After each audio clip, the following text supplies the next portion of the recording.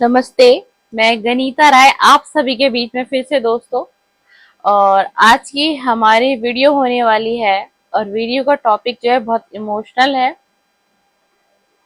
क्योंकि वीडियो का टॉपिक ही ऐसा है, सुख और दुख।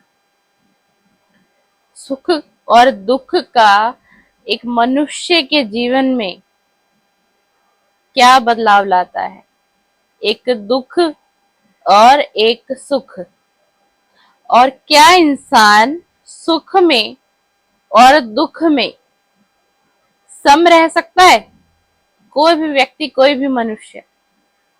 क्या आपको लगता है कि अगर वो उसके पास सुख है तो वो बहुत ज्यादा ही आपको खुश नजर आएगा, और अगर उसी के पास एकदम से दुख आ जाता है तो क्या वो आपको बहुत बहुत अत्यधिक खुश नजर आएगा? बिल्कुल नहीं आएगा ना, बिल्कुल नहीं आएगा। लेकिन हम मनुष्य को, हम इंसानों को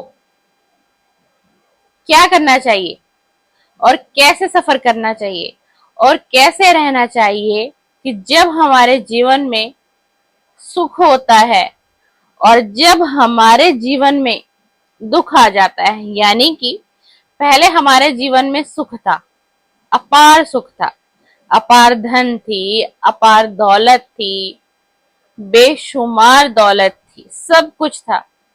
बहुत अच्छा घर था, बंगला था, गाड़ियां थी, सारी फैसिलिटी थी, बहुत सी फैसिलिटी थी हमारे पास।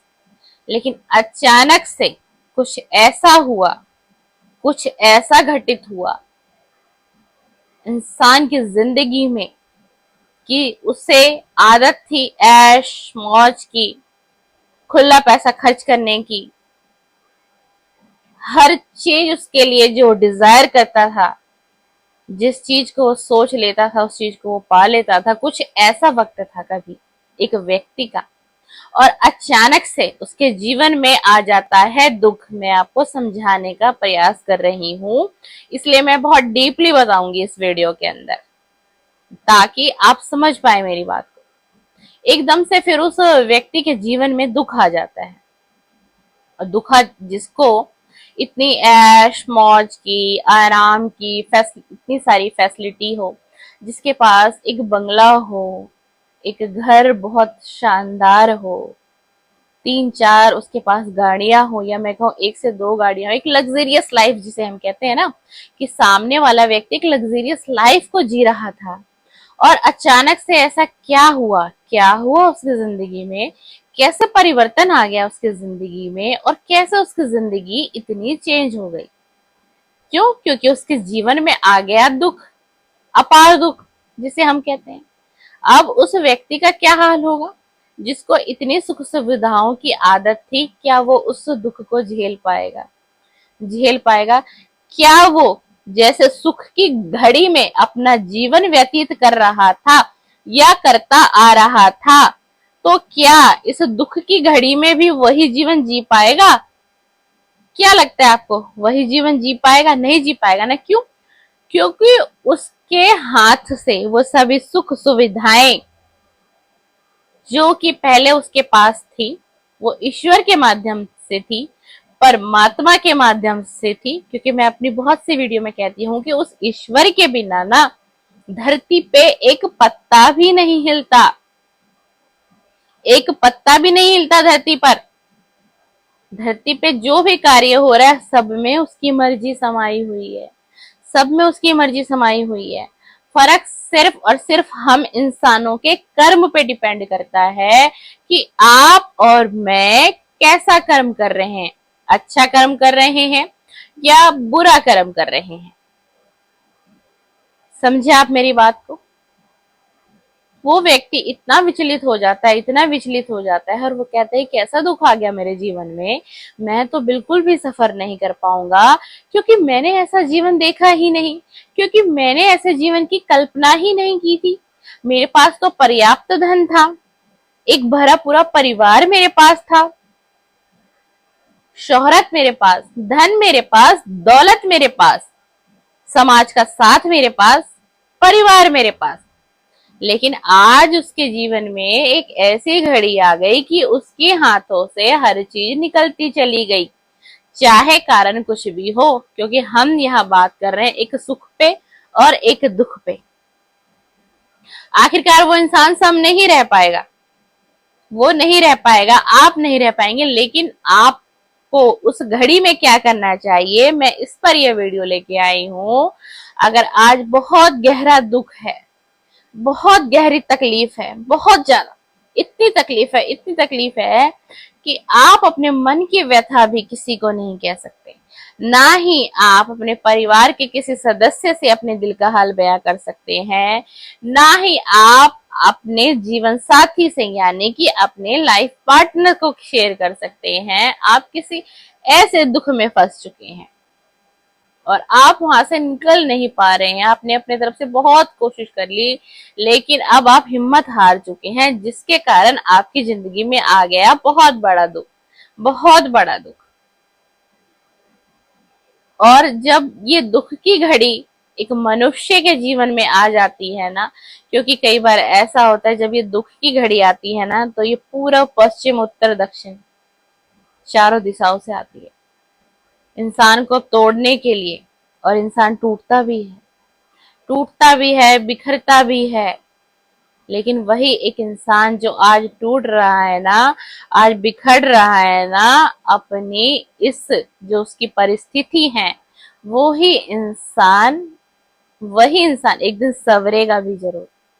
पर कब संवरेगा? जब आप एक धैर्य रख लेंगे और अपनी हिम्मत को टूटने नहीं देंगे और आप कहेंगे जिंदगी में जितना भी दुख आया है ना, आने दो। जिंदगी में जितना भी कष्ट है ना मेरे, होने दो। जिंदगी में कितना भी संघर्ष मुझे करना पड़ेगा ना, मैं करूंगा या मैं करूंगी। आने दो, जितना दुख आ रहा है मैं सबको झेल लूंगा, आने दो। इसे भी आने दो, उससे भी आने दो। मैं हर परिस्थिति से निकल जाऊंगा, मैं हर दुख की घड़ी से निकल जाऊंगा। अगर आज दुख ईश्वर ने मुझे दिया है ना, तो मुझे पहले सुख भी तो दिया था, मुझे पहले उस परमात्मा ने सुख भी तो दिया था, सारी सुख सुविधाएं भी तो दी थी, सारे साधन भी तो दिए थे, धन भी अपार दिया था, नाम भी दिया था, शोहरत भी दी थी, बहुत अच्छा परिवार भी दिया था, सब कुछ तो दिया था उस परमात्मा ने। आखिर ऐसा आपके साथ क्यों हुआ? सब कुछ देके ईश्वर ने क्यों छीना आपको, और क्यों इस दुख की परिस्थिति में आपको डाल दिया गया? क्योंकि कहीं ना कहीं जाने ना अनजाने आपसे भूल हुई है, आपसे भूल हुई है। और वो भूल क्या हुई है? वो भूल फिर हो गया आपका कर्मा, आपका बैड कर्मा। और दूसरा पॉइंट एक ये भी होता है कि भगवान किसी व्यक्ति से बहुत कुछ कराना चाहते हैं, बहुत कुछ समाज के लिए, देश के लिए, देश हित के लिए, लेकिन वो सामने वाला व्यक्ति उनकी इंडिकेशन को नहीं समझ रहा होता है और बार बार उसको एक सूचना मिलती रहती है, तुझे कुछ करना है, तुझे कुछ करना है, तुझे कुछ करना है, तुझे लोगों के लिए कुछ करना है, तुझे समाज के लिए कुछ करना है। अगर मैंने तुझे इतना पर्याप्त धन दिया, इतनी अच्छी शोहरत दी, समाज में इतना नाम दिया, तो तू क्यों नहीं समझ रहा इस प्रकृति के इशारे को, मेरे इशारे को, कि तुझे इसके अलावा भी बहुत कुछ करना है आम लोगों के लिए, आम जनता के लिए, इस समाज के लिए। लेकिन वो इंसान कर देता है भूल, उससे हो जाती है मात्र, मैं कहूंगी छोटी सी भूल। तो मेरे दोस्त, आज अगर आपके पास सुख था और कल आपसे वो सारे सुख सुविधाएं छीनी जा रही या छीनी गई, किसी भी कारणवश आपके साथ ये घटना घटी है, तो सबसे पहले मैं एक ही चीज कहूंगी कि सबसे पहले तो आपको हिम्मत नहीं हारनी है। और समय का परिवर्तन निर्धारित है, ईश्वर के माध्यम से ही है। जो भी होगा वो उस परमात्मा के माध्यम से होगा, ईश्वर के माध्यम से होगा, लेकिन आपका समय का परिवर्तन होगा जरूर। अगर आज आप दुख की घड़ी झेल रहे हैं ना मेरे दोस्त, तो सुख भी कल आपको ही मिलेगा, वो सुख आपके पासे में ही आएगा। लेकिन उसके लिए आपको क्या करनी पड़ेगी? थोड़ी सी मेहनत करनी पड़ेगी, थोड़ा सा अच्छा कर्मा क्रिएट करना पड़ेगा, अपने आप पर काम करना पड़ेगा, अपने आप को बदलना पड़ेगा, अपने हाथों की रेखाओं को बदलना पड़ेगा, अपनी तकदीर की रेखाओं को बदलना पड़ेगा। वो लेकिन आप कब करेंगे? जब आप कर्म करना शुरू कर देंगे। अब आप घर में ही बैठे हैं और बहुत बड़े दुख से ग्रसित हैं। चाहे तो मैं एग्जांपल दूं, आपकी जॉब छूट गई है या आपने कोई बिजनेस किया, वो बिजनेस बिल्कुल खत्म हो चुका है, जड़ से खत्म हो चुका है और आपके ऊपर हो चुका है बहुत सारा कर्जा। बहुत सारे कर्जे में आप घिर चुके हैं और अब आप सोच रहे हैं मैं वो कर्ज कैसे उतारूं, मैं वो कर्ज कैसे उतारूं। और हैं आप घर पे ही बैठे हुए, हैं आप अपने बेड पे ही लेटे हुए, हैं आप एक चेयर पे ही बैठे हैं और सिर्फ सोच रहे हैं, लेकिन कर्म नहीं कर रहे हैं। वो समय निकलता जा रहा है, वो पैसा, वो कर्ज 2 गुना 3 गुना और बढ़ता जा रहा है, क्योंकि कहीं ना कहीं से तो आपने लिया होगा ना कर्ज, उस बिजनेस को स्टार्ट करने के लिए लिया होगा। और आप उसके बाद भी घर बैठे हैं, बिजनेस हो गया है आपका बंद। तो सबसे बड़ा दुख का कारण कैसे आता है हमारे जीवन में? हमारे जीवन में जो दुख आता है ना, उसका सबसे बड़ा कारण हम खुद होते हैं। अब समझना मेरी इस वीडियो को। अगर आपके जीवन में कोई दुख काफी लंबे समय से चलता आ रहा है, जिसका आपको सॉल्यूशन कहीं नहीं मिल रहा है, ना घर परिवार से मिल रहा है, ना किसी दोस्त से मिल रहा है और ना ही अपने लाइफ पार्टनर से मिल रहा है, और वो जो दुख है आपके जीवन में ना, वो अभी भी बरकरार है, तो कहीं ना कहीं उस दुख का कारण ही आप हो। वो दुख आपके वजह से ही आपकी डेस्टिनी में आया है। वो दुख आपकी कुछ करनियों की वजह से ही आपको भुगतना पड़ रहा है। लेकिन फिर भी मैं यही कहूंगी, मैं वीडियो जैसे लाई हूं, एक सुख और एक दुख, ठीक है मेरे दोस्त। और कभी भी ना अपने पास्ट को भूलिए।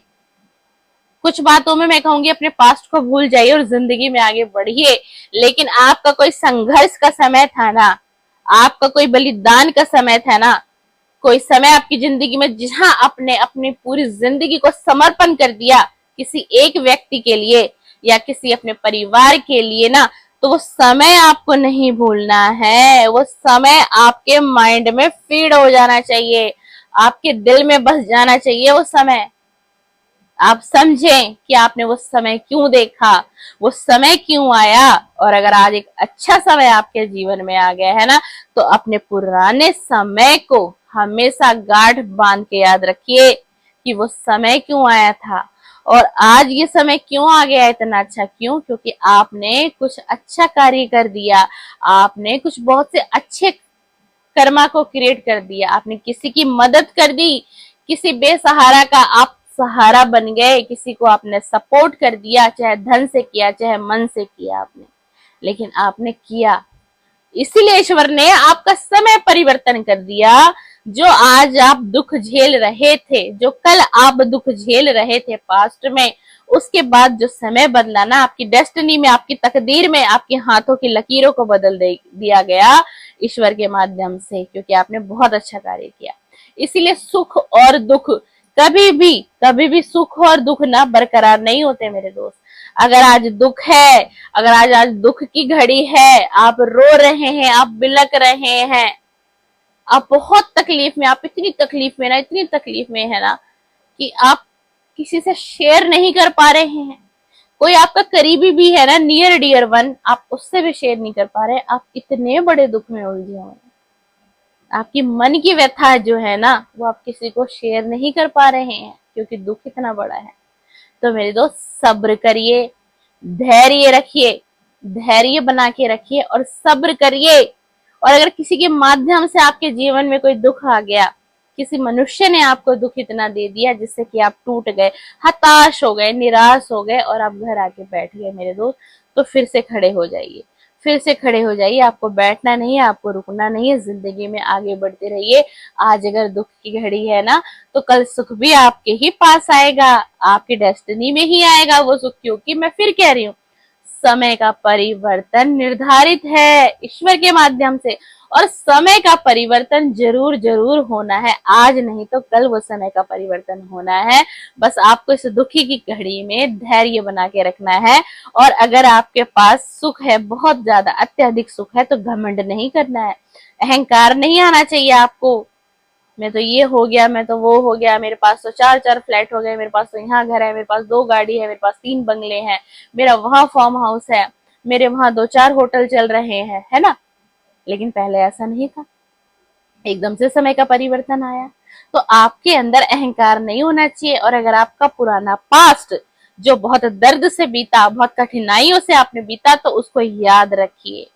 हर इंसान कहता है ना पास्ट भूल जाना चाहिए, लेकिन पास्ट का 50% आपको याद रहना चाहिए इस माइंड के अंदर कि आपने कितना संघर्ष झेला, आपने कितना दुख झेला, आप पल पल तरसे, आप पल पल रोए, आप हर दिन आपकी आंखों से आंसू निकला, हर घंटे में आपकी तड़प उठी, हर मिनट में आप तड़पे कि कहीं मुझे कोई ऐसा व्यक्ति मिल जाए जहां मैं अपने दिल की बात शेयर कर लूं, मेरा मन हल्का हो जाए, मेरा दुख कम हो जाए, कोई मुझे एक अच्छी सलाह दे दे कि मैं फ्यूचर में आगे कैसे बढ़ूं और मुझे क्या करना चाहिए।